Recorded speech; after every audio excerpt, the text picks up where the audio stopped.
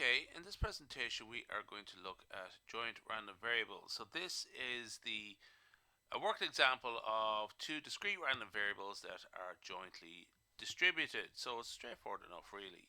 So this type of question is suitable for probably undergraduate courses, introductory courses, particularly for computer science and science students and engineering students.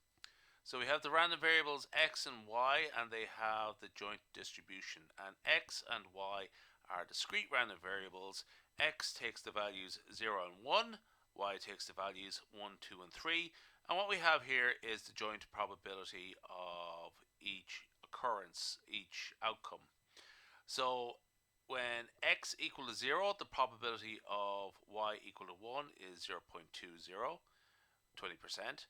Y equal to 0.10 and y equal to 3, 0.20. When x equal to 1, the probability of y is equal to 0.05. The probability y equal to 2 is some constant c, which we have to find, and the probability of y equal to 3 is 0.2. Again, that is contingent on x being equal to 1. So the exercises are as follows. Compute the value of c, which is straightforward enough, and calculate the marginal distribution of x, the marginal distribution of y, and are x and y independent? Justify your answer. So it's actually fourth one is the big one really. So exercise 1. So what we have to do here is compute the value of c. So what we have to do is sum up all of the probabilities in the joint distribution. That sum must equal to 1. So therefore what we do is we set up the equation. So we just add up all of the probabilities. So we have 6 probabilities.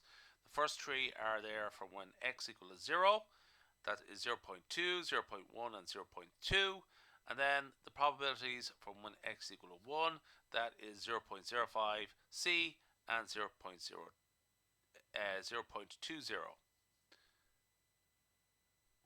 So, and that summation should add up to 1. So working it out, we will find that if we add up all those numbers there, with the exception of c, we find that they add up to 0.75. So 0.75 plus c is equal to 1, therefore c is equal to 0.25. Okay, what we do now is calculate the marginal distribution of x. The marginal distribution of x is obtained by summing up the joint probabilities over all values of y. So essentially what we do there is sum up the row totals. 0.20 plus 0.1 plus 0.2. So essentially it's a 50-50 chance if x is equal to 0 or 1. Like the probability of x equal to 1, that is 0.05 plus 0.25, which is c from earlier on, and plus 0.20. So that also works out to be 0.50. So the marginal probability of x is given as follows. It is probability of x equal to 0 is 0.50, and the probability of x equal to 1 equals 0.50 also. And we do something similar here for y. Calculate the marginal distribution of y. The marginal distribution of y is obtained by summing up the joint probabilities over all values of x. So essentially what we're doing here is getting the column totals. So the probability of y equal to 1 equals 0.20 plus 0.05, which is 0.25. The probability of y equal to 2 equals 0.10 plus 0.25, and that is equal to 0.35. And finally, the last column there, probability of y equal to 3 equals 0.20 plus 0.20, that's 0.40. And you notice that they add up to 1. So that is it there. The marginal probabilities there are given as follows. 0.25, 0.35, and 0.40. Okay, straightforward enough one really, but this one is the one that is probably the tricky one for this. So, are x and y independent? Two random variables x and y are independent if and only if the joint probability of x equal to y, probability of x equal to x, small x, and probability y equal to y is equal to the products of the marginal probabilities, probably x equal to x and probably y equal to y for all x and y. Now, just to be clear, what does capital X mean? It is the name of the random variable x. Okay, so it's essentially a name. And what does small x and y mean? And likewise, that goes for capital Y as well. It's the name of a variable. And what does small x and small y mean? That is essentially the possible outcomes that that x and y can have. Okay, so small x means it's a placeholder for the allowable values of x, and small y is a placeholder for the possible values of y. So in this case, probability of x equal to x, that can mean the small x there can be 0 or 1.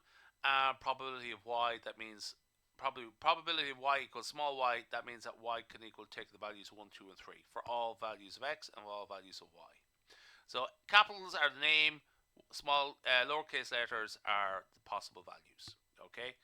Now I conscious of the fact that this notation can get that be a bit tricky. Okay.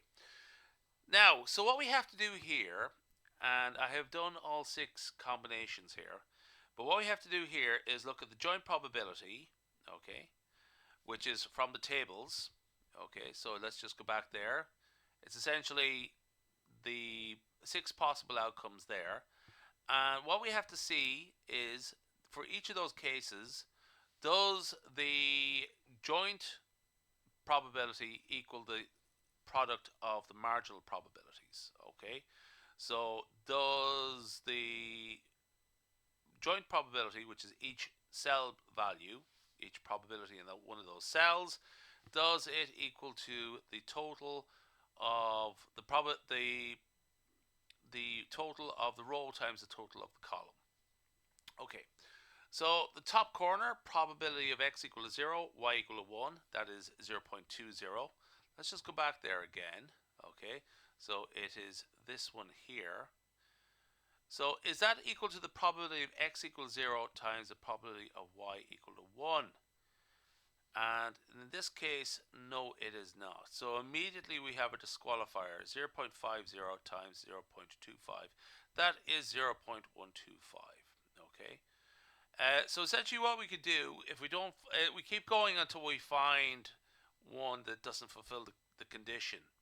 Now, what might happen there is that we actually found an example immediately in the first instance where it does not fulfill the condition. In fact, only 2 of the 6 do fulfill the condition, but for the x and y to be independent, all 6 have to fulfill the condition. Okay. So there's a couple of examples there. Probability of x equal to 0, probability of y equal to 1 is not equal to the probability of x equals 0 times the probability of y equal 1. And there's a few more other examples besides. So essentially our conclusion here is that they are not independent. Now you have to be quite thorough about this, okay, because you might be thrown some tricky ones. Okay, we'll leave it there.